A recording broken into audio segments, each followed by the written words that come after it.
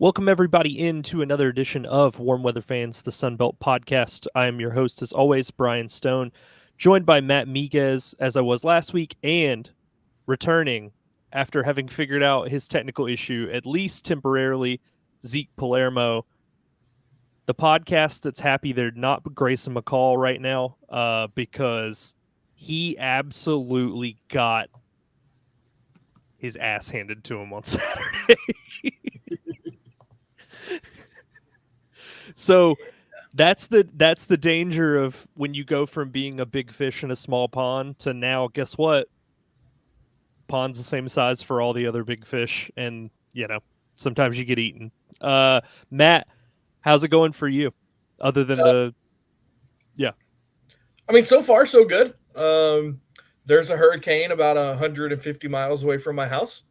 We'll see how that transpires over the next 24 to 36 hours. But so far, so good. Zeke, how's it going for you? It's going pretty good. As I was telling you right before we hopped on, I'm going to have to replace my laptop, which is, a frustrating situation because I don't know nearly enough about laptops considering how many options there are. What I said, Matt may have heard this as you jumped in the call. If it runs, it's good enough for me. But I know there's more to it than that. So it's just been frustrating as I try to figure that out. Yeah. So hopefully you get that all figured out. We're here to talk about Sun Belt football. So I want to go ahead and start. We've got quite a few games to get through. So I just want to jump it right in here. Starting on Saturday, we had no Thursday games this week. Starting on Saturday, as these games are presented in order for me here on ESPN.com, I tweeted this from my own personal account, and I retweeted it from the Warm Weather Fans account. App State stepped on the tracks while there was a freight train on the way. Mm-hmm. And Matt, when you and I were talking about this game last week and we were going in and making our picks and stuff, I said, listen, if Dabo can't get Clemson up for this game after just getting absolutely washed by UGA in week one, it's just not going to happen. And they've already talked about, hey, maybe this is sort of the end of the line for him. Maybe, Clemson needs to look elsewhere for a head coach.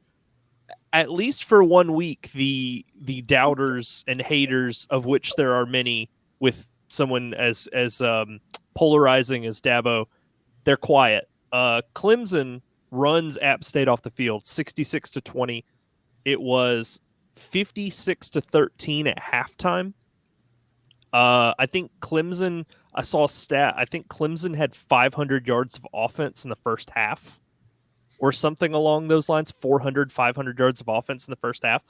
I mean, again, it was the worst possible spot for App to be in. They're as good as they are for the conference we talk about. Again, I talked about the big fish, small pond thing. They're a very big fish in the small pond that is the Sun Belt. You step outside of that, sometimes you get the Michigan 2007 game, and sometimes you get run over like a freight train. Yeah, I think App just ran into a perfect storm on Saturday night, right? You had a pissed off Clemson team that was obviously in a bad spot after the game against Georgia to open their season. You talked about the people starting to question Dabo, home opener. Like, there were a lot of reasons for Clemson to get up, right? And they absolutely did. And so I don't think that this game was a testament and people go, oh man, maybe App isn't that good. I don't think people should look at this game that way at all. I think it was just a Clemson desperately needed a statement, and they sent one. And I think App was just the victim, unfortunately. Yeah, I mean, this was my thesis about the game last week as well, is that there was no way Clemson wasn't going to come out here and drop really as many points as they wanted. I mean, you remember even last year, didn't Clemson lose the opener to Duke? and then roll. As I look at their schedule now, they rolled Charleston Southern and Florida Atlantic in back-to-back weeks. Back when Clemson lost the opener against Georgia back in like 2021, they went out and rolled, whatever FCS team they played the next week. No matter how fraudulent you think Clemson is within, and this is an idea I'll come back to later, within like the college football playoff conversation, they're not fraudulent within the Power 5, G5 conversation. This was never in doubt. And obviously there are things you can improve here from App. I think 2 interceptions isn't great. I said last week that I wrote to you guys last week that I wanted more volume out of one individual running back, and I didn't get that this week. But I'm not worried. Shoot, this is a Clemson team that within the past couple of years was the best team in the country. So, Zeke, I love that you brought up the notes that you gave last week, because when we get to specific teams, we're gonna have a conversation. Y'all thought I listened. I heard what you guys had to say, and I'm ready to go to bat. Well, okay. Yeah, you're ready to go to bat because the team you backed played really well this week. You absolutely did not have that same energy after they barely edged out Lamar. No, I think, again, we'll get to it. I think you misinterpreted what I wrote. I did it in 11 words. I kept it condensed. You misinterpreted what I was saying there.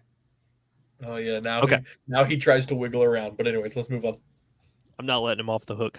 But yeah. So here's the issue, and it was wrong place, wrong time for App.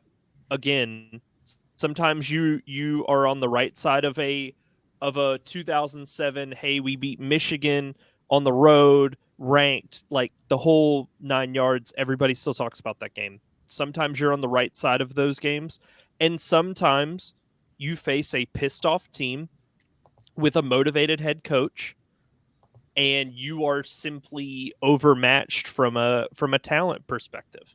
And I mean, I'm not saying App is a bad team because they lost this game. I'm more saying Clemson had every reason to take all of their frustration out on an App State team that we all like, but was, for better or for worse, was just overmatched by Clemson. I mean, it happens.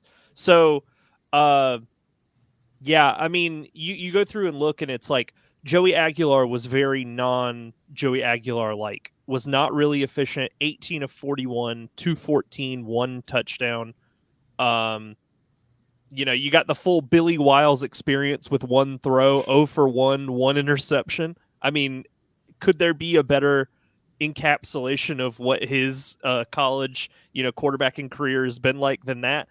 And then you've got, Cade Klubnik on the opposite side was almost perfect. 24 of 26, 378 yards, 5 touchdowns, 0 picks.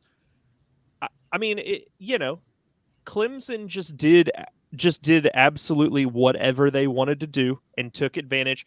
And I know we're not an ACC podcast, but I'm going to go ahead and put this out there now. I don't think Clemson is like a fraud. I just think that Georgia is one of the 2 best teams in the country, probably next to Texas. And guess what? It's tough when you are in the 17 to 25 range, which is realistically where Clemson sits, and you have to play the number 1 team in the country or the number 2 team, depending on how you feel about Texas that week. So, again, it was just wrong place, wrong time for App. Like, they just had all the frustration taken out upon them. Do we have anything else on this game, or should we go ahead and move on? So like I said, not a lot to take away. I don't think App should, hang their head or get, frustrated by this. I mean, games like this happen all the time. Like, a couple of them happen for Sunbelt teams this week. Personally, Georgia Southern in 2 weeks plays Ole Miss. I expect a very similar score. So, I mean, I don't think there's a lot to be upset about. With the win, Clemson's 1-1 this season now. App is now drops to 1-1 with the loss. Getting into this next game here, Memphis defeats Troy 38-17 in a game that wasn't even as close as the final score indicated. I watched the majority of the first half, and I kind of just cut it off because I had other stuff to do. Because frankly, Troy wasn't putting up much of a fight. And I have a tweet from the Warm Weather Fans account that Gerard Parker kicked a field goal down 24 in like the early fourth quarter. I mean, you might as well just go ahead and wave the white flag right there. Like I hate that. Like that is the most coward's way to coach of like we cut a 3-score lead to a 3-score lead with a field goal here. And it came on like a 4th and 1. So it wasn't even like a, oh man, we have to do it like it's 4th and 18. I mean, they could have just went for it. It wasn't 4th and 1, it was 4th and goal from the 4. Oh, that's right. Yeah. I was about to say he kicked a 22-yarder with 29 seconds left in the third quarter, which is even worse. What are we doing? Like, what is that? I was far too complimentary of Troy the past several. I believed in the infrastructure. I thought the bones of this team were still there from the John Summerall, but that's just simply not the case. I was astounded by how well Memphis ran the ball. Something stupid like 5 yards a carry, when in their first game they were looking at like 2 yards a carry.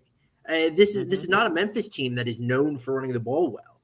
I was about to say Seth Hennigan's thrown over 3,000 yards every year he's been there.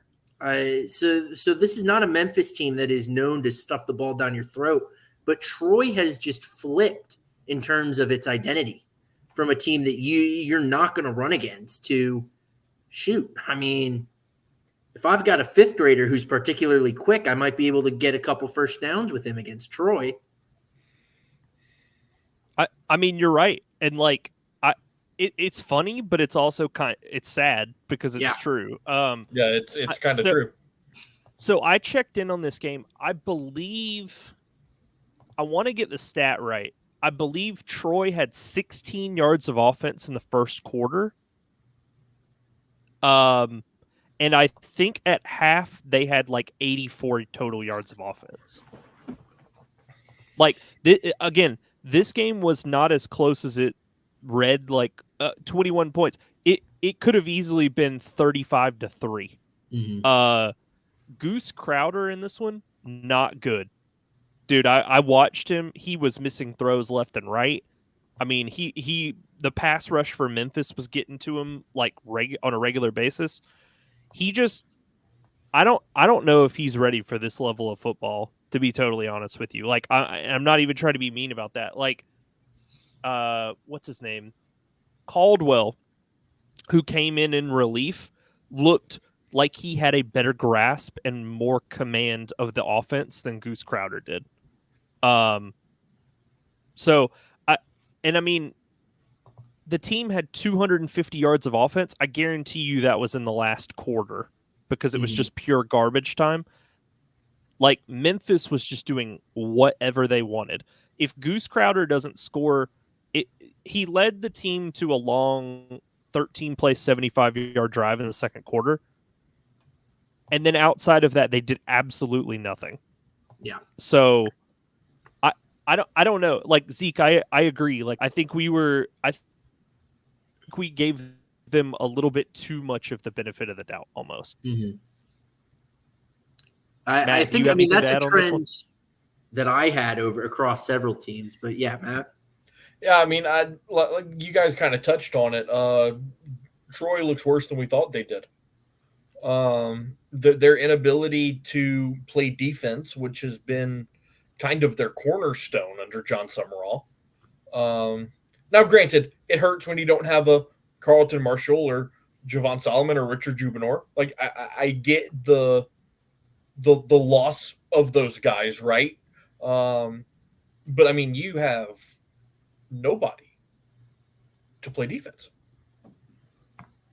And so that's really concerning for Troy. Obviously, Jared Parker has never been a head coach before. There's going to be, an adjustment curve. I get all that. But yeah, I think we might have given Troy a little too much credit in the preseason. Yeah, from what I watched, it just seems like this is like taking a house down to the studs or like to the absolute foundation and just starting over.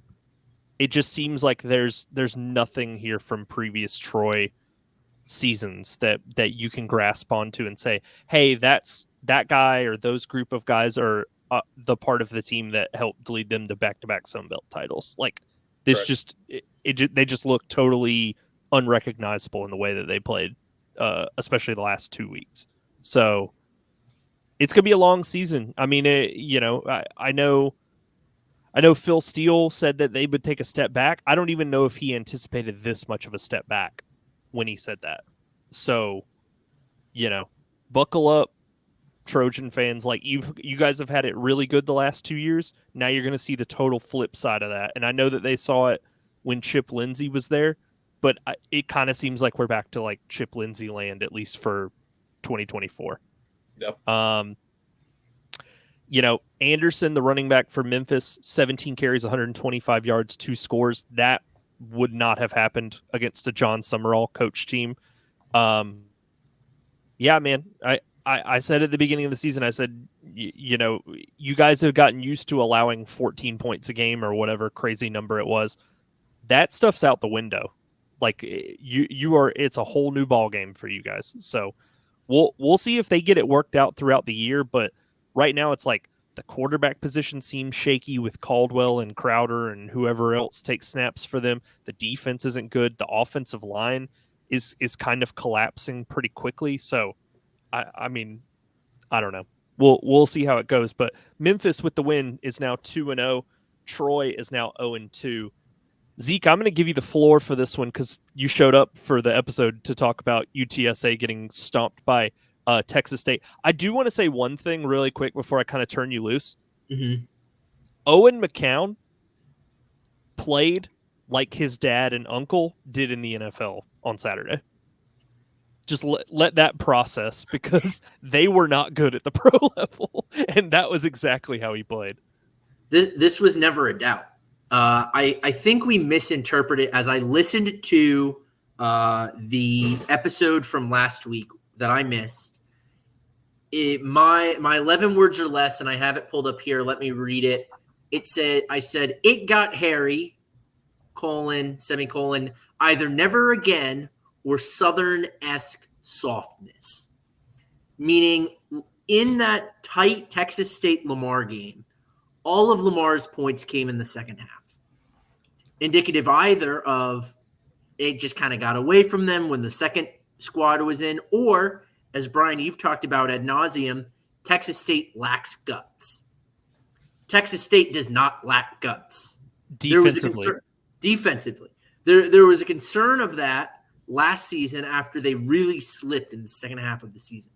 They show up for what I think is probably not their most difficult opponent of the season, but what may, as we look back, be their hardest game when you just consider like UTSA, Texas State rivalry. In addition to the fact that UTSA is a good team, you kind of mesh those together.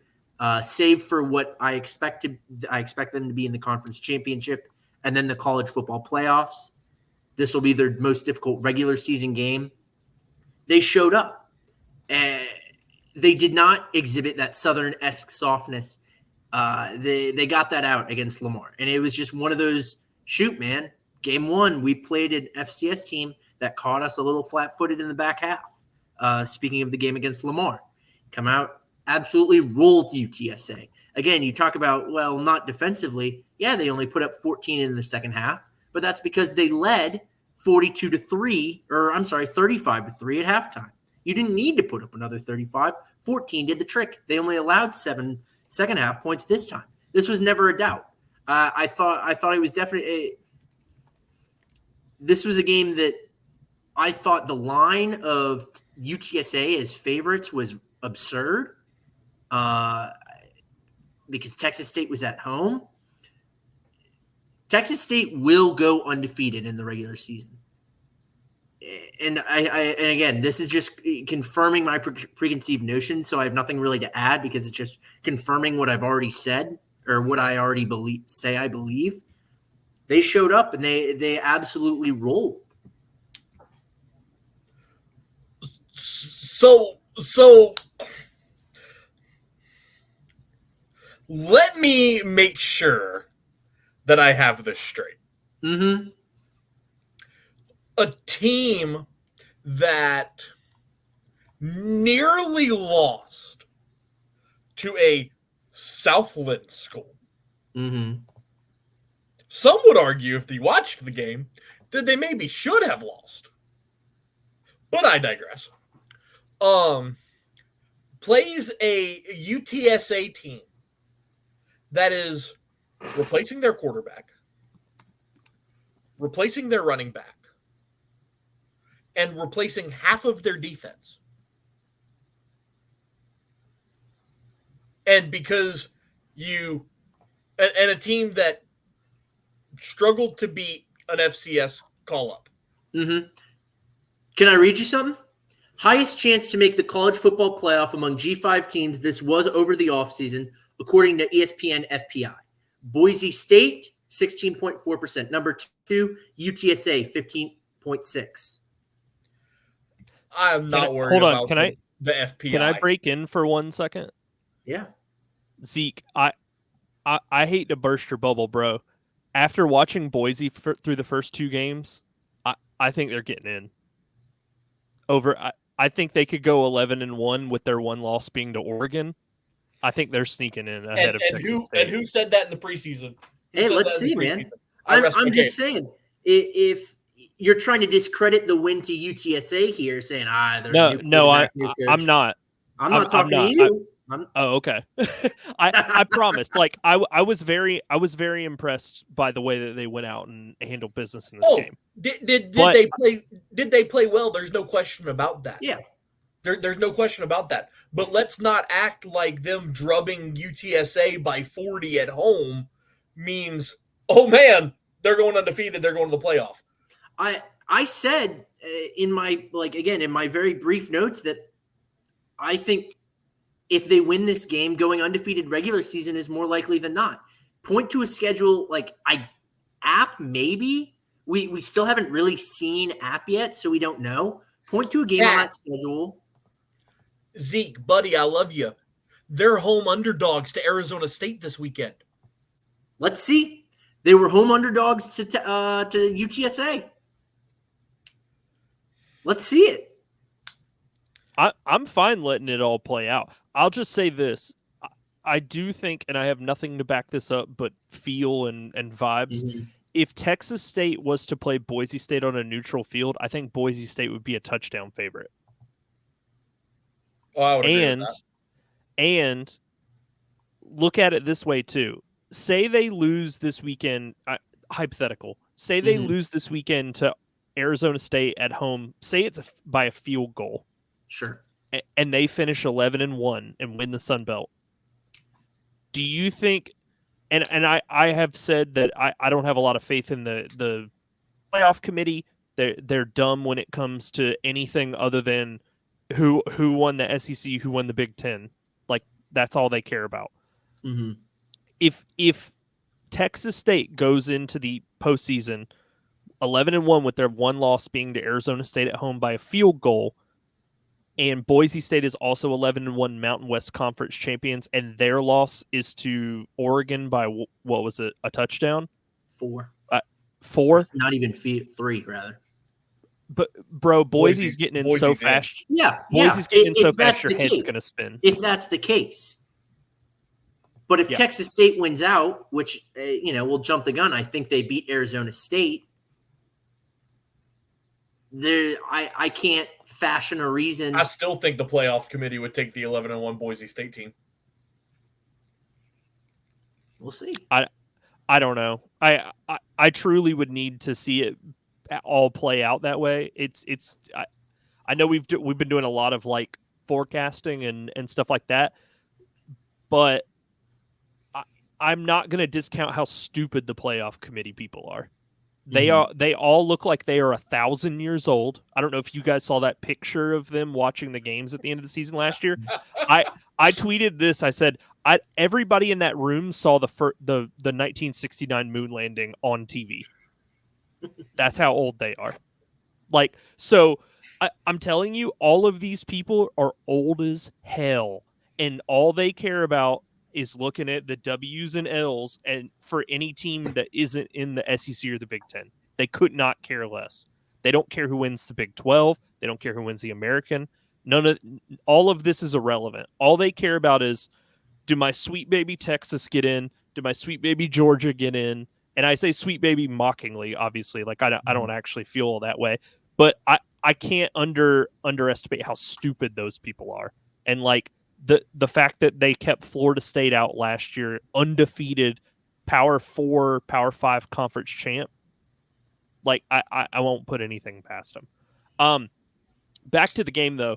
I mean, Texas State absolutely dominated every facet of the game. Like I'm not arguing that at all. Like again, I made the joke. McCown played like Josh and Luke in the NFL, like with his performance on Saturday. It was ugly.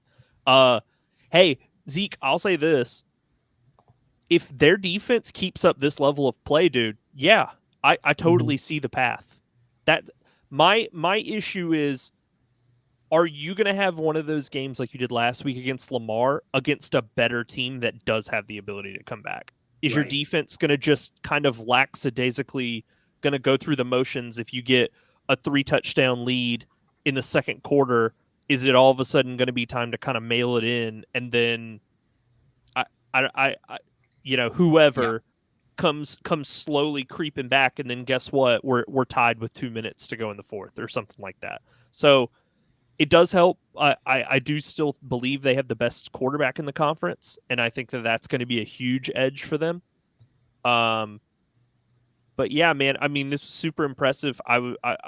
Again, if their defense keeps up this level of play, I've never had questions about the offense. If their defense is holding teams to 2 scores, and they look like prime Troy on defense every week, yeah, dude, yeah, they're for real. So, yeah, with that, Texas State is now 2-0 this season. UTSA drops to 1-1. Getting to another just absolutely ugly offensive performance here. Marshall loses 31-14 in Blacksburg against Virginia Tech. I picked Virginia Tech, and they should have covered, and it was just, I mean, it was like there was a possession where Virginia Tech had the ball late and could have scored, and they just absolutely ground the clock down, and I was like, oh man, that's a killer. But yeah, all of Marshall's quarterbacks played like absolute garbage, and I mean, I'm sorry, like the combo of Stone Earl and Pennington and even Braylon Braxton to some extent, like I don't know why Braylon Braxton hasn't kind of been gift wrapped the job. Don't really understand it. He's looked like the best of the 3, but they keep running all 3 of them out there. I don't know. Like, I don't know what to make of this team. Do either of you guys have a thought on Marshall? The inability to find a quarterback is going to cost Charles Huff his job. We talked about it 2 weeks ago. He's gone because the dude just can't find a quarterback. Mm-hmm. Yep, I agree. That seems to be the key part of their problem, is that they don't have any consistency from a leadership standpoint on offense, and they don't have any dudes on defense anymore. All their dudes defensively are gone. There's no more Owen Porter. There's no more Micah Abraham. Those guys are gone, and you haven't done a good enough job recruiting to kind of just recycle those guys. So yeah, no, I agree. I think Charles Huff is going to be looking for a new job at the end of the season. So the craziest thing to me was that Stone Earl was the only quarterback to take snaps for Marshall in this game. Can you imagine completing like 30% of your passes and being able to play a full 4-quarter game with the head coach never looking to the bench and saying, hey, maybe we get one of those other guys in there. Like, Matt, you and I talked about it last week. Braylon Braxton should have the job. There's literally there's no reason to run Cole Pennington or Stone Earl out there any longer. It should just be the Braylon Braxton show and just see what you have, because you know from last year's team what you have in Cole Pennington, and it's not good. And you've seen through 2 games what you have in Stone Earl. And even though Marshall won last week, Stone Earl didn't play overly well. Correct. So, like, why are we still running this guy out there? Now, I will say the only really 2 impressive players on this team at this point are AJ Turner, the running back, who they seem to have, they found an adequate Rasheen Ali replacement. 6 carries, 103. I know, Zeke, I know you love to play the what if you took his longest runaway game, but if you took his longest runaway, he averaged 8 yards a carry. Mm-hmm. So, I mean, that's impressive. And then Christian Fitzpatrick, if you had a quarterback that was worth his salt that could get him the ball, I think he would be good. But yeah, I mean, it's just it's a non-functional offense as it stands today because no team is scared of them throwing the football. Mm-hmm.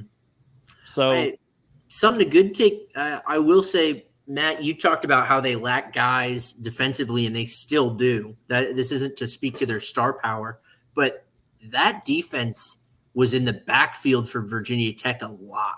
Yeah. 4 sacks against a team that only attempted 21 passes, 9 tackles for loss. That's a step that they've not lost. They obviously lost the individual talent, but Marshall has sustained a strong front 7 in that regard, which, shoot, like 31 points against Virginia Tech. Virginia Tech isn't good by any means, but that ain't bad. 31 against Virginia Tech, that's passable. Yeah. Charles Huff, buddy, you and Will Hall might want to go in on a U-Haul together, maybe split the cost of moving. I don't know how that would work logistically, considering one of you lives in West Virginia and the other one lives in Mississippi, but it's inevitable almost at this point. So real quick, and this is jokingly, you know how people used to say coaches would go to Alabama to resurrect their career? Yeah. Now that Nick Saban's gone, where are they going to go? Like who's going to be the UGA? New coach? That's already happening at Georgia. Yeah. Kirby's going to be the resurrector now. Yeah. Well, I know I'm sorry to always relate this back to Georgia Southern, but I have the most firsthand accounts. Tyson Summers, the second he got fired at Southern, ran and became an analyst at UGA immediately. So it's sort of already happening where these failed head coaches are like, hey, I could go to UGA, watch film, and hand notes to Kirby Smart, and this other team has to pay the rest of my contract out, and I get to make another $150,000 or whatever on top of it. Yeah. So, that's yeah. Fair. All right. So with that, Marshall drops to 1-1. Virginia Tech improves to 1-1. Yeah. This next game here, I have nothing positive for James Madison to take away. You're down 3-0 to Gardner Webb at half. Yeah, you score a grand total of 13 points and you win by a touchdown at home. Yeah, I didn't even watch this game. I'm strictly going off the box score. I hope to God that their practice following this game was conditioning only, because that was horrible. Horrible. How are you a 10-win team a year ago? And look, I understand you lost your coach, you lost your quarterback. There was a lot of turnover at James Madison. I get it. But the talk behind this program coming into 2024 was, Bob Chesney's a really good coach. He's got some key pieces back from last year's roster. They're going to keep rolling. They might take a small step back, but nothing crazy. The schedule is cake. The schedule is cake. We raved about how easy their schedule is. You beat Gardner Webb by a touchdown. Brutal. Yikes. I think the most frustrating part about this for me is kind of unrelated to the game itself. I understand there's 134 teams to keep track of, and especially at this G5 level where there are not as many eyes as the Big Ten, the SEC, even the Big 12, right? James Madison, and I'm going to be speaking in broad strokes because I don't have an example in front of me.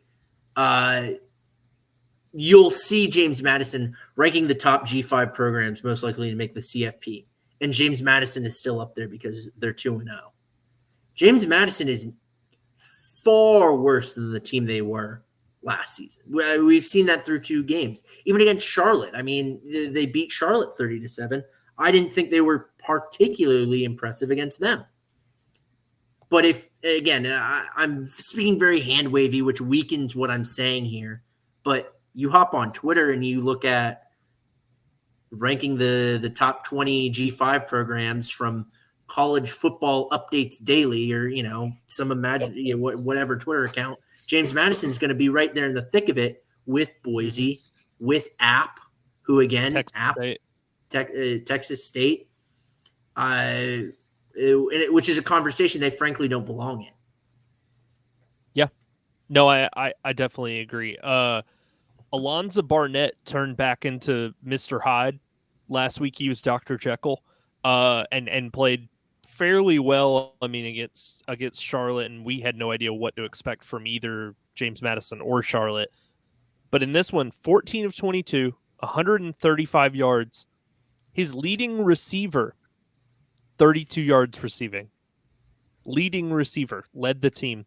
George Pettaway was a very solid running back. Was also the leading receiver who I just mentioned.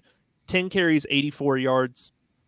Tyler Purdy came in, scored a touchdown, the lone touchdown.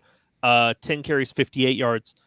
But yeah, if you're getting this level of production against no offense, an FCS team in Gardner Webb, that cake schedule is going to go out the window very quickly because they're going to play a Sunbelt school who we previously thought, and I'll go ahead and name drop them. I don't know if they actually play them because I don't have James Madison's schedule up. But if you have to play like a ULM, who might surprise some teams this year by the way that they play and how physical they are, it's gonna look a lot different than it would have last year. They play ULM in 3 weeks. Okay, so take what you saw Saturday from James Madison, and then on the flip side, take what you saw Saturday from ULM and tell me that that's going to be, the cakewalk win that everybody thought it would be or projected heading into the season. It would be a loss for James Madison. Yeah. They desperately need to find out finally and once and for all if they believe that Alonzo Barnett is the guy. Because they tried it last year and he got benched for underperforming, and then McLeod came in. But this whole I'm okay at football 1 week and the next week I can't throw all of a sudden, it's not going to cut it. All right. So James Madison, even though they underperformed, are now 2-0. Gardner Webb drops to 0-2. Getting into this next one here, East Carolina edges out Old Dominion. I say edges out. This was a strange game. East Carolina's quarterback threw 4 interceptions. 25 of 38 for 283. No touchdowns. However, their running back, Harris, for East Carolina, 26 carries, 131 yards, 2 touchdowns. Basically anchored the entire offense for the Pirates. Yeah, but so I'm going to go ahead and play Zeke's game here. You take away his 63-yard touchdown run, 25 carries for 68 yards. That's okay. It's okay. It's not great. Well, let me put this into context. I know Zeke loves that game, and I'm not the biggest fan of it, and never really have been. But his rushing production made up basically half of Old Dominion's total yards. No doubt. My point, what I was going to bring up when it was my turn to speak about this game was how bad do you have to be offensively for your defense to have 4 interceptions and you still lose? Like, come on. And I'm saying that as somebody that covers the Cajuns. Do we not remember the Cajuns back in December against Jacksonville State scoring 3 touchdowns on defense and still losing the game? Mm-hmm. Like, you can't get 4 picks and lose. You just can't. No. You just can't. So that's my spiel. This comes back to my thesis about Old Dominion that it's that I had going into the season and held last year as well. Is this offense lacks playmakers, and they just kind of pick points out of thin air. And in this game, they didn't even really pick those points out of thin air. Of the 4 interceptions they forced, they only scored on one of those one touchdown on those 4 interceptions. They one of those touchdowns they scored didn't come off of the pick. This offense needs a playmaker. And again, like, college football is funky because you can't just add a guy in the middle of the season. You're kind of set, and if you're screwed, you're screwed. If you're not, you're not. Until Old Dominion finds, 1, a real quarterback, but 2, offensive player that can electrify this offense, they're going to continue to struggle in games like this, where your defense plays well, more than well enough to win the game, and you provide them no form of support because of this program's either inability or refusal to find anyone with a 40 time that's under 4.5. Yikes. He's not wrong. He's not wrong. I just thought it's just funny to throw it out there and be like, Zeke's like, I want to see these 40 times. Let me see them. I'm going to look through them right now. Give me a few. I'll look through these 40 times. Zeke is such a scout. It's hilarious. Well, the other thing, too, is, like, even when you take a look at the scoring that Old Dominion did do, one of them was a 1-play, 1-throw drive from Grant Wilson to Kelby Williams. And, 1-play drives can be flukes, and there's no... It's one thing when it's like, hey, this is a sustained 12, 13, 15-play drive where we were just pounding the ball or, doing whatever. This is like... they were lucky to get 2 touchdowns on the board in this game. This could have been way uglier. Yeah, I mean, but hasn't this always been sort of our issue with Old Dominion? Like, as long as we've been talking about Sunbelt football, is like they just don't have pieces on the offensive side of the ball outside of, when they had Ollie Jennings III, like, what was it, 2 years ago, was their only receiver who could catch passes. Blake Watson was a running back that was good for like a short stretch and then kind of fell off the face of the earth. So it's just like, even when guys play well, it's not sustained. You can't rely on any of that from a week-to-week basis. So, like, how do you build off of any of this? We talked about when we previewed Old Dominion, though, that honestly, like, the bar is so low for a school like Old Dominion without football success that I don't want to say who cares. Obviously, like, we care, but who cares? Old Dominion appears to be content being a sub 500 team as long as they pick up their 3, 4, 5 wins over the course of the season. Now, as I look at their schedule, I don't see any of those wins coming at this point after the game against East Carolina. But, like, does Old Dominion care that much? What is the state of that program? I mean, we talked about it. We were like, what does success look like at Old Dominion? Their peak over the last, I don't know how many years it was, but was 6-6. Like they were just happy to back their way into a bowl game and lose, but be in a bowl game nonetheless. They haven't really done much of anything. And so, like you said, if people don't care and they don't have like a fan base that's invested in like willing to get Ricky Ronnie out of there and try something else, then yeah, they're just going to keep letting him run it back because who's going to say otherwise? So yeah, that's a tough situation in Norfolk. So East Carolina with the win moves to 2-0 this season. Old Dominion is now 0-2. Getting into this next game here, Ohio defeats South Alabama. South Alabama's tough season continues. Gio Lopez was a scratch very shortly before this game due to turf toe. So the royally named Bishop Davenport started at quarterback. 226 a touchdown. He was fine. Devin Voisin was their leading receiver, 5 catches, 77 yards. Not being able to beat a MAC school is tough. The MAC is like top to bottom, typically one of the worst conferences in the country. As evidenced, it was Akron, I believe, lost to an FCS school on Saturday. So like that's the level of no, sorry, it was Kent State. I'm sorry about that. Sorry, Akron fans, if anybody's listening. Kent State lost to a team called St. Francis, Pennsylvania on Saturday. The only MAC school that anybody gives a damn about at this current moment is the Northern Illinois Huskies.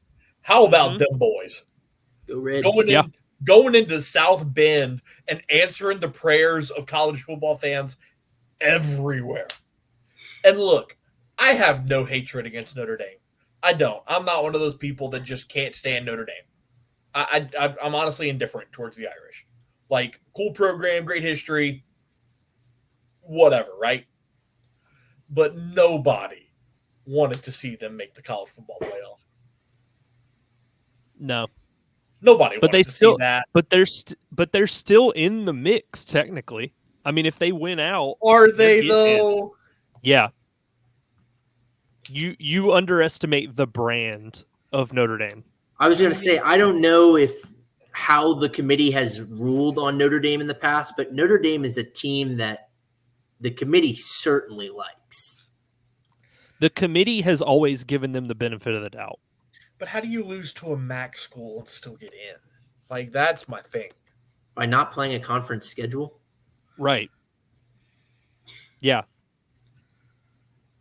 So so here's the thing though.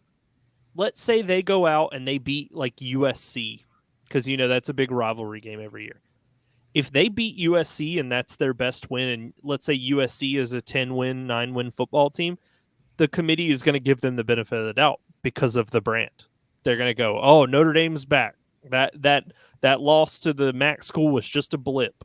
And then all of a sudden, guess what? Well, then we need Louisville or Georgia Tech or somebody to beat them again, because nobody wants to see Notre Dame. I'm sorry.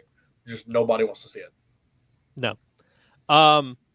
Getting back to this game, though, Ohio, the last 2 seasons, has now defeated 2 Sunbelt schools.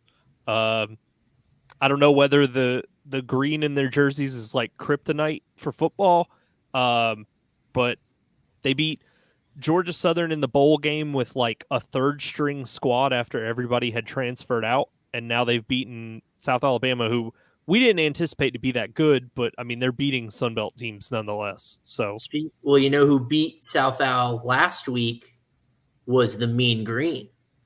Mm-hmm. So that must be it. Yeah, Major Applewhite's just allergic to green. Does South Alabama play Marshall this year? I'm looking right now. I don't see Marshall on the schedule. No, they're done with green the year.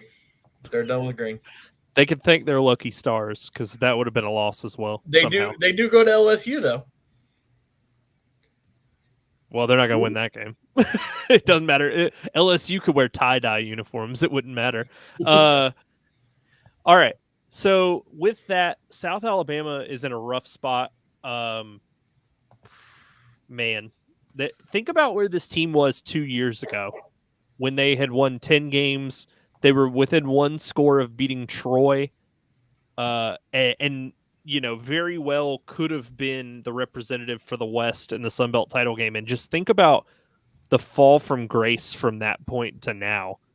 It's just kind of insane to think about. Yeah. But South Alabama is now 0-2 with the loss. Ohio moves to 1-1. Getting into this next one here, I don't know that we have a lot to take away from this, but Coastal Carolina beat William and Mary 40-21. Great job, guys. Cool. You did exactly what you were supposed to do. Yeah. Sorry. Like that. Good job. Yeah. Can we reopen the Ethan Vasco conversation?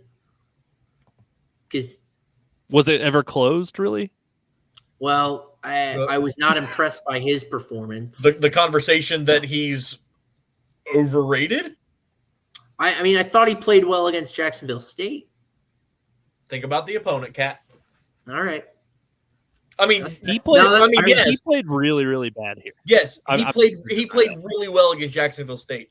I don't want to discredit that because he did, but also think about how much Jacksonville State lost on defense from last year to this year, and now this performance against William and Mary kind of proves my point. Sure. I mean, he looked awful. And then on top of everything, too, we talked about it last week, Matt, but Jacksonville State probably has one of the worst quarterback situations from top to bottom in the country. All three of those guys that took snaps were absolute garbage last Thursday or 2 Thursdays ago. But yeah, I mean, they went up. Coastal went up 27-7 at halftime, and then pretty much just, put their foot on the brake from there, and was just like, hey, we're just going to run the clock out. But yeah, good win for them. But yeah, Ethan Vasco, maybe spend some more time throwing to your receivers after practice because 8 of 23 ain't going to cut it. I thought that last week was sort of a performance that he could build on. And this is just like a Jenga tower just being knocked over by like a young child. Like this is we're back to ground zero with the Ethan Vasco thing. But with that, Coastal is now 2-0. William and Mary is now 1-1. Zeke, Georgia State beats Chattanooga 24-21 in what we had kind of said penciled in as one of their few, kind of scheduled wins of the season. Was there anything that you could take away from this game that you think would be positive? And what was most concerning considering, it was a 3-point deficit? So I think the positive takeaway is that when Georgia State could really put together a good drive, they did look really good. I thought Christian, and I've got it, it's Vire. Matt, I thought you would have picked up on this. It's a French name. You're down in Louisiana. Thought it could have been something. Vire? Vire or Vire? It's Vire. I thought it was Valu. There's no L sound in there at all. Well, that's EUX. They've got it on the team on his roster site as VAY-ER, Vire or Vayer, one of the two. Anyway, I thought he performed well on drives that the team was moving the ball well. I think Freddie Brock, like when he's hitting, can really run the ball well. And defensively, I thought they were solid enough. There was no like real guy that torched him. Sam Phillips had an 84-yard touchdown. But aside from that, I thought the defense played pretty solidly. The downside, the negatives of this game is obviously beating FCS school by only 3. And it's because on the drives that, it was like for every good drive Georgia State put together, it was a 3 and out to follow it. They couldn't string 2 good drives together. They couldn't string, let alone 2 plays together. So I wasn't on last week. My one sentence on this game was Georgia State will win, but Chattanooga could be feisty. And that's exactly what happened. With Georgia State, I think, is worse than a lot of people think. And that's to say a lot of people are already pretty low on Georgia State. I'm still net positive on this team over the next 5 years, but right now they're in a really, really tight spot. Go ahead. I know you said Sam Phillips had that one long catch, but I did the math, and if you take that off the board, so basically he was 7 for 110 other than that catch. I mean, the guy almost had 200 yards receiving. So do you think one long catch aside, do you think that their secondary could be a real problem, especially when you get into conference play and some of these teams really want to air it out? Do you think that could be? I mean, we don't anticipate them being a good team, so say that that's going to be their Achilles heel is sort of overstating it. But do you think that could be something that's a real issue for them down the road, is their inability to cover receivers? It certainly could be. I'm going to tell you it's not my greatest concern with that defense. I think there are enough guys on that roster, Gavin Pringle being the real number one corner in that defense that I really, really like. Isaiah Guy is a safety that's exceptional.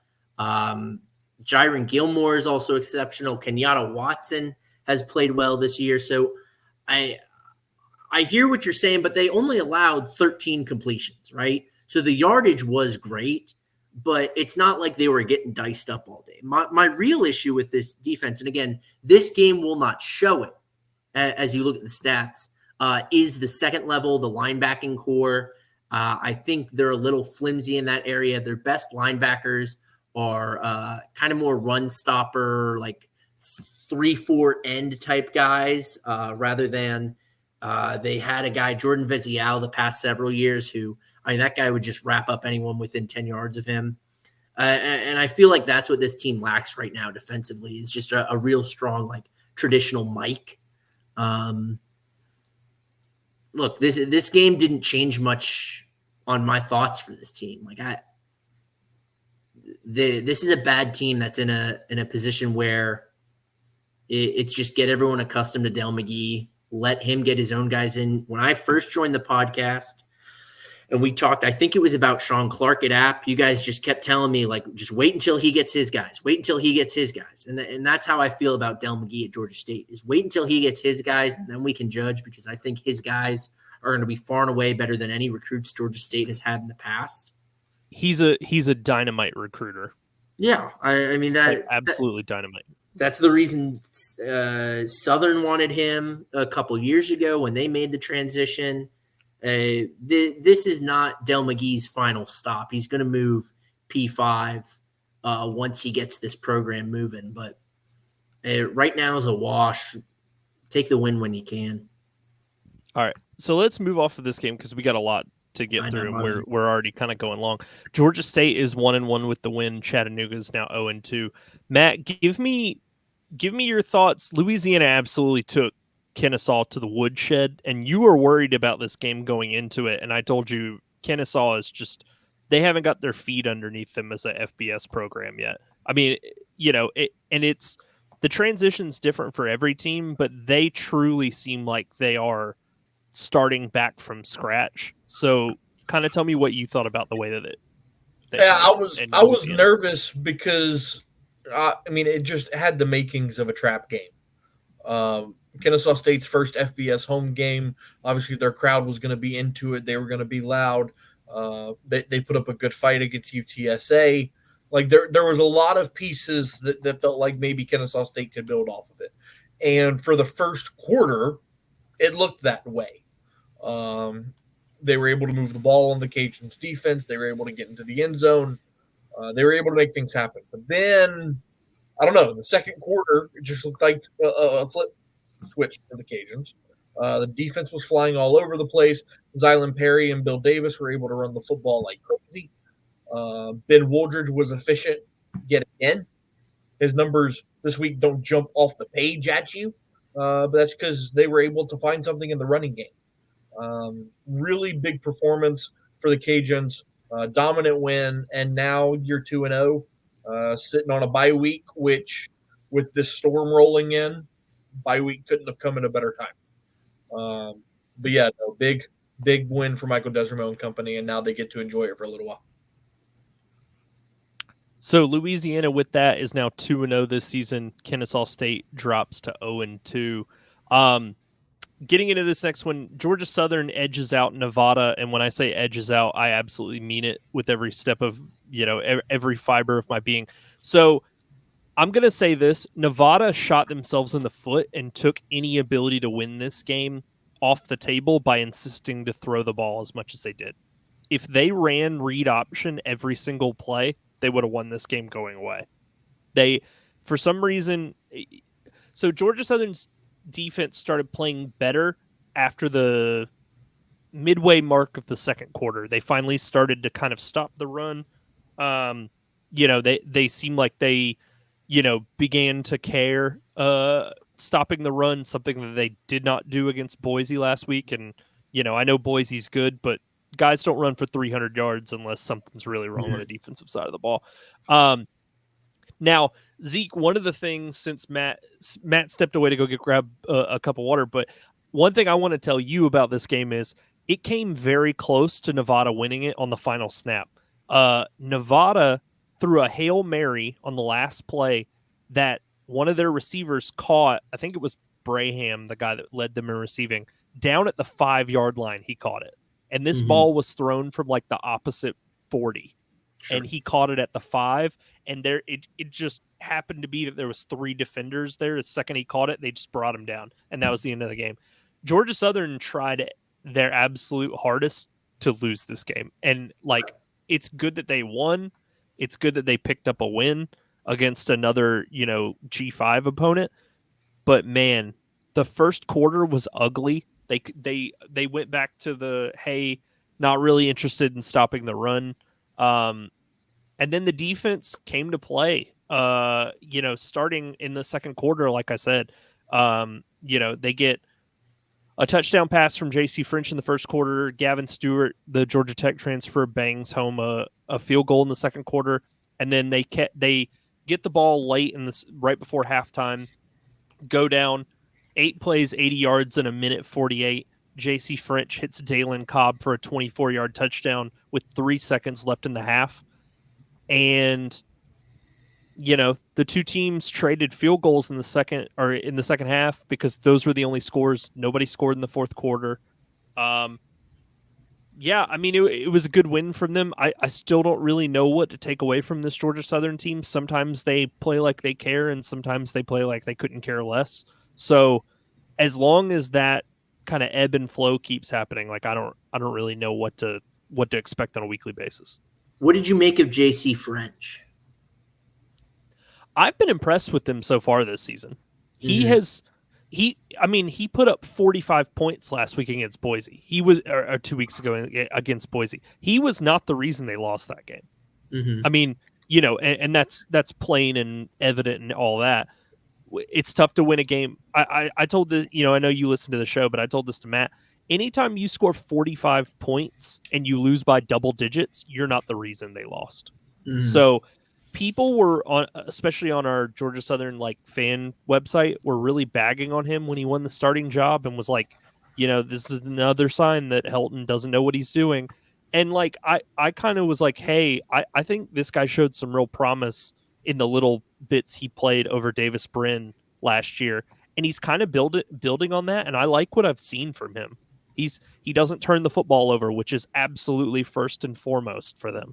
So I've been very impressed with him so far this season. Now, if the defense had a pulse, they would probably be in contention with App for the East. But the defense just flips a coin and decides whether to care that quarter or not. I don't really understand how that works. But yeah, good win, all things considered. Georgia Southern improves to 1-1 this season. Nevada drops to 1-2. Getting into this next one here, Arkansas State edges out Tulsa behind a 21-point third quarter rally. Zeke's hate for the Red Wolves just is totally unmatched. Like did Butch Jones like key your car or something? Like what's Brian, what's going on? You've got a young daughter, right? Yeah. She's a big Santa Claus big fan. Sure. Now, which would be more embarrassing? An athletic director believing in Santa Claus or in Butch Jones? Good. This is not God, this is definitely, Zeke. this Zeke, is definitely not the most. You can't be serious. I'm dead serious. What did they do well? They had one good drive. Their only good drive came on the game-winning drive. Everything else, poor drive. All of their touchdowns, again, save for the one at the end that gave them the lead, all of their scoring drives under 5 plays. That sounds like efficiency to me. No, that's unsustainable, and you know that. That is so far and beyond. No good, reliable football team that's going to win games is going to do that. You did that against Tulsa. Congrats. You scored a 35-yard touchdown against Tulsa. Congrats. You ran a touch. One of them. Hold on. And Texas State dropped 49 on UTSA. Congrats. Woo! UTSA was projected to be in the CFP. Hold on. I have a question. And I want to ask. I want Matt's input before you answer, Zeke. Okay. Matt, do you think any of this has anything to do with the fact that Arkansas State hung 77 on Texas State last year? Do you think this has any of that animosity plays into this? Because this is way beyond like even the animosity you had for like Southern Miss when you got into it like with their fans on Twitter. Mm-hmm. So like I think you won't admit it, but I think subconsciously that plays into it just a hair. I'm going to disagree with you because, and this is on record, of course, my Butch Jones distaste predates that game. Okay. When did it start? I mean, I don't know. When did I join the podcast? The underdog one? I mean, yeah. I think as long as I've been in on the Sun Belt, which was 21, I think 21 or 22. Mm-hmm. It was Butch Jones's first year. Actually, I've been out on Butch Jones since he got the job. And I'm not the biggest Butch Jones fan in the world, but I think it's I think you're a little over the top with it. Point to me one thing in this game. Point to me what. There it is. There's the issue right there. You've had a thing about Butch Jones since he got the job, meaning that you have never given the man a fair shake. When has he earned a fair shake? When has he earned a fair shake? Oh, I don't know. When he lost to a MAC school in the bowl game? When he lost to a quarterbackless Marshall last season? When he beat UL Monroe by 10 last year? When did he earn a fair shake? Listen, I'm kind of in the middle of y'all. I agree with Zeke on the points that before he found Jalen Rayner, Butch Jones was on his way to the firing line. Like he was the unemployment line, rather. Now, I will say this: I think it's a little bit of an overreaction, Zeke. Just to be frank, yeah. I mean they are at the end of the day they're 2-0. I mean, I know Central Arkansas, but whatever. If the Texas States of the world can slip up against an FCS school, then we need to grant everybody a little bit of grace. Yeah, we can. But they beat Tulsa. Again, like you can only play who's on your schedule. Like they schedule these games like 3 years out, so it's. I understand. It's like beating up on Matt's Saints for only beating the Panthers on Sunday. It's like, okay, but what were we supposed to do? Like, right. But if not for a 77-yard punt return touchdown, this Tulsa wins this game. Okay. Yeah. So, but I mean, those are the plays every Saturday that make the difference in those type of games. Not if you're a team that is deserving of the hype that this team gets on a year-to-year. What hype? What hype? I don't remember. I don't remember them getting any real hype. We were just slobbering on them in the preseason. No, we weren't. I was like, I think Jalen Rayner's very good, and if I basically said the same thing I said about Texas State, about Arkansas State, but to a lesser extent. I said I like their offense. If the defense improves, I'll believe in them. Mm-hmm. That's all I said. I was never all over. I don't like Butch Jones as a coach. I don't believe in him. Like his track record, other than the 1 year at Cincinnati, has been smoke and mirrors and bad, quite frankly. But I don't believe overly in Butch Jones as a coach, but I think they have a good offense, and if the defense improves, then sure. I was very cautiously optimistic. So now Brian has made a comment on Butch Jones. Let's look at the guy's resume. Okay? So his 3 years at Central Michigan, he has a record of 27-13, including 20-3 in the MAC. Goes to Cincinnati, has a bad first year, but then goes 10-3 and 9-3, finishing tied for first in the Big East in both of those years. Playing with Brian Kelly's players. Yes, I agree. Still got to find a way for them to get a win. Sure. And then what? And then he goes to Tennessee, and then what happened? Had back-to-back 9-4 seasons. Okay. So has Mark Stoops has won 9 games at Kentucky. Like, are we crowning him? Like, no. He still has a job. Okay, and Butch Jones doesn't. So it didn't anymore. But the point is that Zeke said that Butch Jones doesn't deserve a fair shake, and I just don't think that that's true. I don't want to say he doesn't deserve a fair shake, but if he starts at 0, like let's say he's hired 2021, he starts at 0, he's not given me any reason to lift him above neutral. Only reason to dip him below neutral. So he did get a fair shake by starting at neutral. I mean, he was 2017 was the last time he was a head coach. I was 16. I wasn't watching Tennessee football at the time. I started with a very base level knowledge of Butch Jones. I think for me is I've not really ever been impressed with him as a coach, and I think the first couple years of him at Arkansas State validate that at least a little bit. Like, you can't just hand wave away the first couple years of Arkansas State football under him and be like, but it's also like he inherited largely an Arkansas State team under Blake Anderson that was in contention for the Sun Belt West and the Sun Belt title every single year. So to take that and basically go back to like the beginning and start all over again and be like, we're going to win 3 games and we're going to win 5 games and we're not, and all of that. And we can't find a quarterback until, Jalen Rayner falls in my lap. Like, all of that plays into it. I don't think he's got the best track record as a coach, is all I'm saying. And I agree with you. I think he's had some good seasons. I don't think his overall track record's, phenomenal. But my point here is he takes over a program. Yes, slow start. I would blame a lot of that on COVID, but I digress. He goes 2-10 and 3-9. And then last season jumps to 6-6. How can you not come into this season feeling like there's some positive momentum with what they've done? I agree, but if the defense doesn't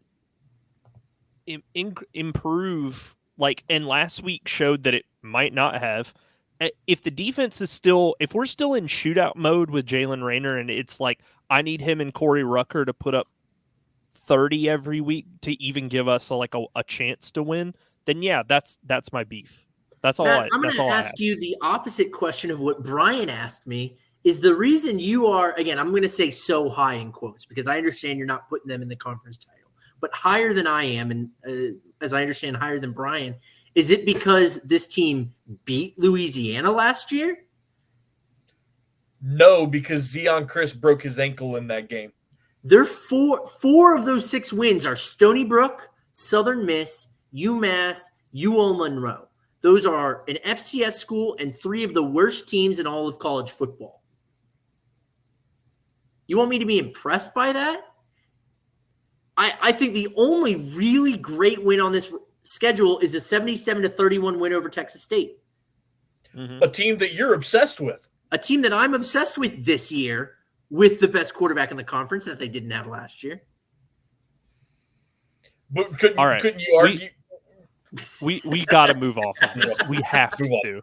We're gonna be 4 hours into a podcast just arguing about Butch Jones. All right.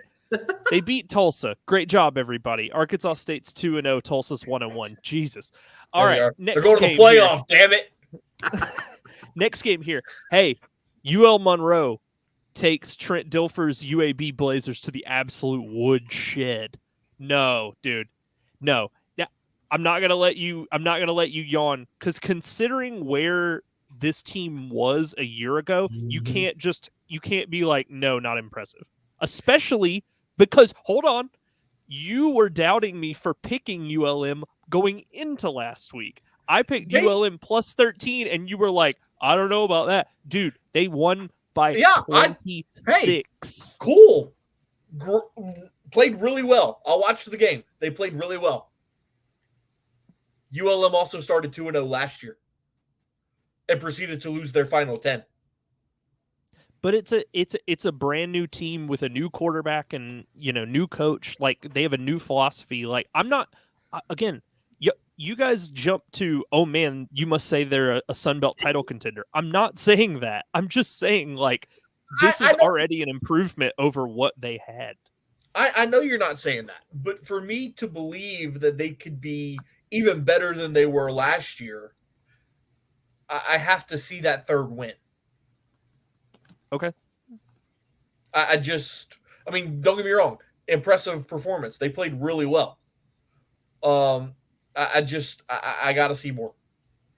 I think the momentum for them is heading in the right direction. I don't think I can agree with that. I don't think they're going to win I don't think they're going to be in a bowl game. I don't think they're going to win a bowl game, but I think, they played an FCS school week 1, whatever. You can't really take anything away from that.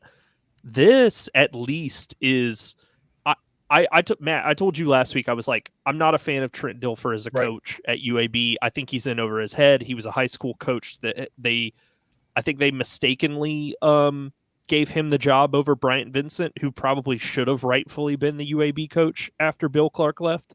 And I mean, take a look at the result from Saturday. They kind of went out and proved that.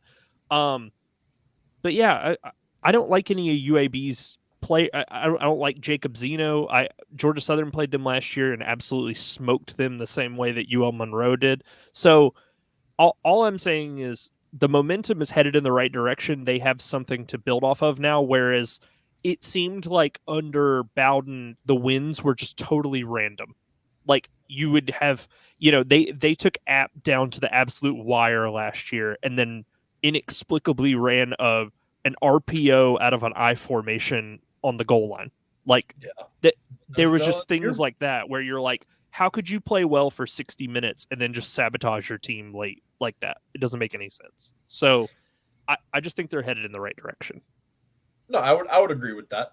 And again, it was a really impressive performance. The way that they've been able to run the football in their first 2 games has been really impressive. And we talked about that all preseason, about how that's what Brian Vincent wanted to do.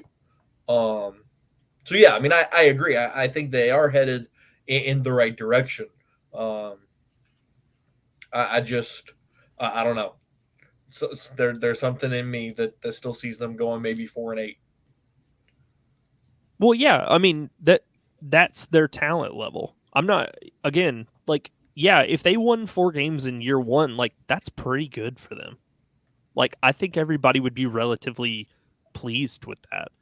They don't have the expectations that, like, some of these other teams do. They're at, like, the Southern Miss level of, hey, this is what we expect out of our football program.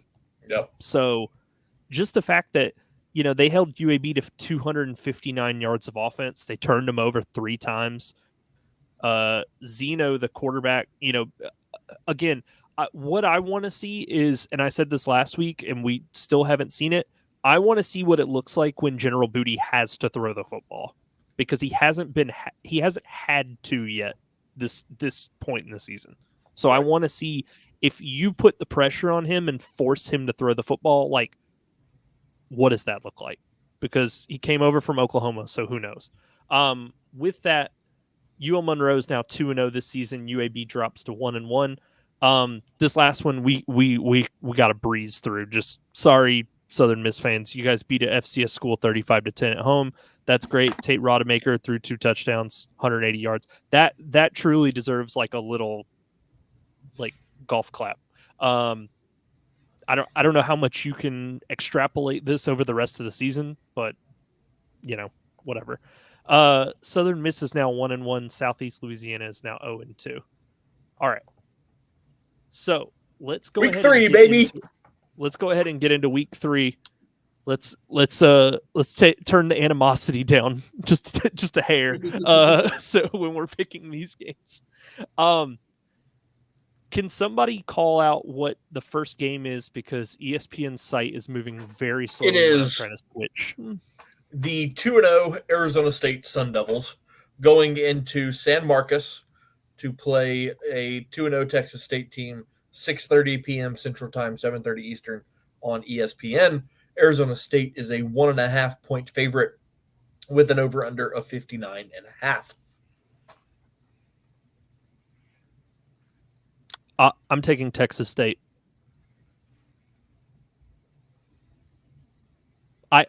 I've never really thought that highly of anybody at Arizona State. When have they haven't been good since Jake Plummer was the quarterback there. So the Jaden Daniels disrespect. They weren't good with him. They wasted his time. They wasted Brandon Ayuk's time. They were bad, dude. Jaden Daniels disrespect. No, you want to know who disrespected Jaden Daniels was his teammates who threw all his stuff out of his locker in the garbage when he transferred to LSU. That's who the disrespected him.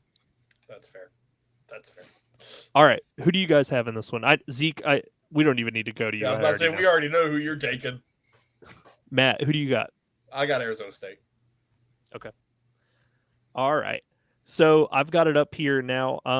The other Thursday night game, South Alabama, hopefully Gio Lopez can come back from his turf toe. If not, I think at the very least we've seen Bishop Davenport has enough juice to overcome Northwestern State.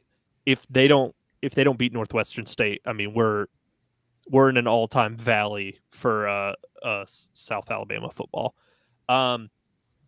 Okay. Saturday, Arkansas State travels to the Big House to take on Michigan. Michigan is a 23.5 point favorite. Over-unders 48.5. I'm taking Michigan on the exact same parameters that I took Clemson over App State last week. Mm-hmm. Michigan's coming off of a huge loss to Texas. They are going to be pissed off. Zeke, I don't necessarily agree with you one-on-one about Arkansas State, but they have shown the ability to struggle even when they play, again, an FCS school or Tulsa or whatever. Michigan, I think, is going to run them off the field. So I think Michigan minus 23.5 is my pick. Yeah, I mean, same reasons. I take the over here, over 48.5. Michigan's, much like Clemson did, going to hang 48 on them on their own, and you just need a field goal from Arkansas State.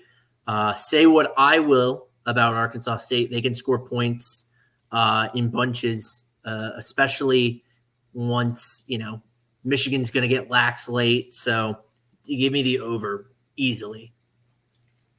Yeah, I'm going to go over too. I don't know. I'm stuck in the middle on the spread because I feel like this is a game where Arkansas State could play up and keep it interesting. But then at the same time, I agree with both of you that Michigan could just also run away with this. So I'll take the over. Okay. 2:00 on ESPN Plus. We've got Coastal Carolina traveling to the Eagles Stadium, Lincoln Financial Field in Pennsylvania, Philly, to take on Temple. Coastal is an 18.5 point road favorite. Over/under is 51.5. I'm taking the over here. I don't know. I don't imagine Temple is a good team, but 18.5 is a lot. And I have seen that what happens when you bet Coastal unders in week 1 when they scored 55 and basically covered the over-under themselves. So I'm going to take the over because I think they're going to absolutely smash Temple. I like Temple 17 plus 7, or I have it in my notes as 17. It's 18.5 now. I'll still take them on that. I think Coastal wins this by 14 or so. It depends on what Ethan Vasco we get. The running game from Coastal has been pretty solid the past couple weeks, which makes me think, obviously running the ball just makes the game go by quicker, less points get scored. Give me Temple to cover. This might sound like a cop-out answer, but can I just take Coastal on the money line? Yeah. Can I just take him straight up? I mean, you could. Yeah. I mean, I know it's a cop-out, and I apologize. But just give me Coastal to win. Okay. 4:00 here on Fox Sports 1. Troy is traveling to Kinnick to take on Iowa, who is quietly balling as a football team, a lot better than they have been, especially offensively. Iowa's a 22-point home favorite. Over-under is only 38.5, which would imply that Troy scores 14 points, somewhere around there. 20? Yeah. No. Mm-hmm. Anyway, I'm taking Iowa. Troy, there's a lot of reasons for concern with Troy. Yeah. And Iowa, I think, Iowa has a chance to shut them out based on what I saw against Memphis. Turns out the awkward Thanksgiving dinners might actually be worth it for Iowa. Give me the Hawkeyes. Yeah, I mean, Troy nearly did not cover this spread against Memphis. Give me Iowa. All right, next one here, 4:00 ESPNU. App State is traveling to Greenville to take on an East Carolina school fresh off of an Old Dominion win. App is a 2.5-point road favorite. Over-under is 60.5. Give me App. I'm windmilling this one in. Yeah, easy. All right, another one here, a familiar matchup. Two teams that both played, one Sun Belt opponent and one that played a Sun Belt team. Virginia Tech is weirdly going to Norfolk for a home and home to play Old Dominion. Virginia Tech is a 14-point favorite. Over-under is 49.5. I'm going to take Old Dominion. I don't think they win the game, but they have shown the ability to keep them close against South Carolina and East Carolina, relatively. So I'm going to take Old Dominion. I think Virginia Tech wins by like 10. I agree. Also, because not to mention the two games you just mentioned, but also the previous times that Old Dominion has played Virginia Tech, it's been close matchups. So yeah, ODU to cover. Good points, but this game is going to go very similarly to how the Virginia Tech Marshall game went. Old Dominion, much like Marshall, is just offensively depleted. Virginia Tech minus 14. Georgia Southern's taking on South Carolina State at home at 6:00 on ESPN Plus. There's no line on this game. It's, it is what it is. This next one here, 7:00 Eastern time on ESPN Plus. Georgia State somehow tricked Vanderbilt into coming to Center Park, where there will be dozens of fans. Vanderbilt is a 10.5-point road favorite. Over-under is 46.5. I like what I've seen out of Vanderbilt so far this year. I'm taking Vanderbilt minus 10.5. I think this one's easy. Yep. They don't stand a chance, unfortunately. Georgia State just simply cannot compete. I think Vanderbilt's fans, considering what do you drive from Nashville to Atlanta? That's like 7 hours with traffic. Like, yeah, you could do that. Yeah. Christian View. Bro, I read it off the team. I read it off the team site. Bro, I'm not trusting Atlanta, Georgia French. I'm just not. Matt's starting to question Christian's roots. Where in Louisiana are you from again? No, he's from Ontario. Oh, it's Canadian French. Yes, it's French. It's Canadian That French. explains it. Yeah, that explains it. It's the incorrect French. Oh yeah. Yeah. But no, give me Vandy by 14. I had a friend in college who was French, and one time I asked him about French Canadians, and he was like, disgusting. Yeah, Disgusting that's people. that's the fake French. Yeah, exactly. There's a guy from Louisiana. Hey, we came from France, baby. That is true. That is true. I mean, the state's named after King Louis. I mean, come on. Anyway, 7 p.m. last game on the docket here. ESPN Plus. Southern Miss is taking on South Florida in Hattiesburg. South Florida is a 12-point favorite on the road. Over-under's 57.5.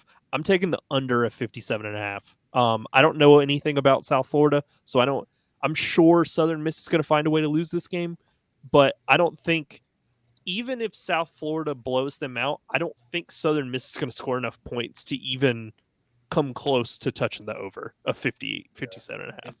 It's all gross. I'll take the under. Yeah, this is a South Florida team that last week was 14-13 against Alabama in the third quarter. Give me the under. All right, so that does it for week 3 in our picks. Zeke, I don't have the spreadsheet pulled up, but you've been on fire the last 2 weeks with your picks. Just wanted to give you some credit there. Yeah, so Zeke, with that, tell folks where they can find you and your extremely hot hand on picking Sunbelt games on X. Yeah, I'm on Twitter at Zeke Palermo, ZekePalermo.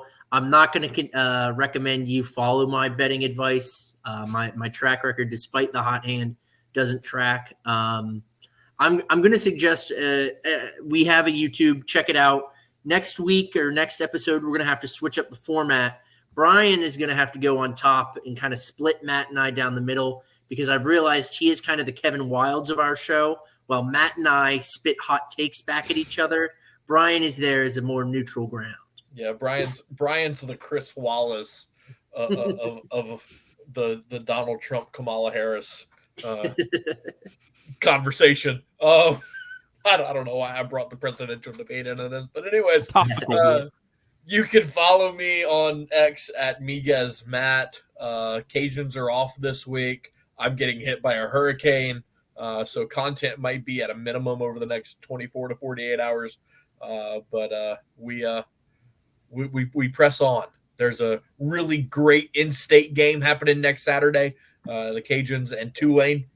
It is on national television. That'll be a good one. 11 o'clock kick on ESPNU from Cajun Field, so that should be fun.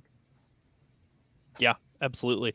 As Zeke said, you can always find our content from here on YouTube.